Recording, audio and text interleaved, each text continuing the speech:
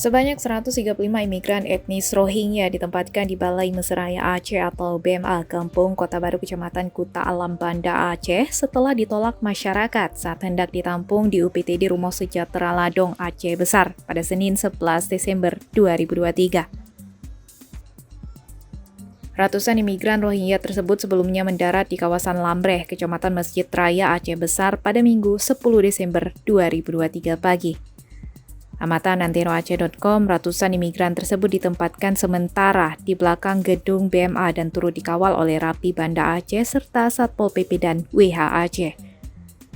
Sebelumnya diberitakan pemerintah daerah Aceh melalui Kepala Bidang Ketentraman dan Ketertiban Umum Satpol PP Aceh Azman mengatakan pihaknya akan menempatkan para pengungsi di Ladong Aceh Besar.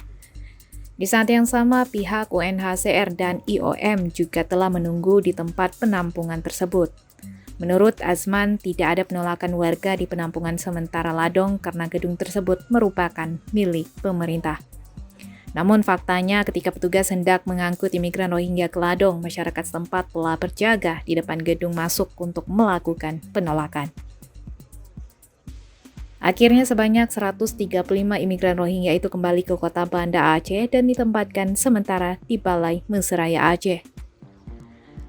Sementara itu ketika PJ Gubernur Aceh Ahmad Marzuki berkunjung ke BMA menyatakan pemerintah akan mengatur pemindahan imigran Rohingya ke tempat yang layak mengingat banyaknya penolakan yang terjadi oleh masyarakat Aceh. Marzuki menyebutkan saat ini ada sekitar 1.684 imigran Rohingya yang masuk ke Aceh dan telah tersebar di 8 titik penampungan yang berada di kota Banda Aceh, Sabang, Pidi, dan Lok Semawe. Menurut Marzuki, pemerintah daerah kabupaten atau kota harus menyiapkan lokasi tempat penampungan bagi pengungsi ini sesuai dengan Peraturan Presiden Nomor 125 Tahun 2016. Ia dan pihak terkait lainnya akan berupaya mencari solusi dan terus melakukan koordinasi mengenai kehadiran ribuan manusia perahu ke Tanah Rencong.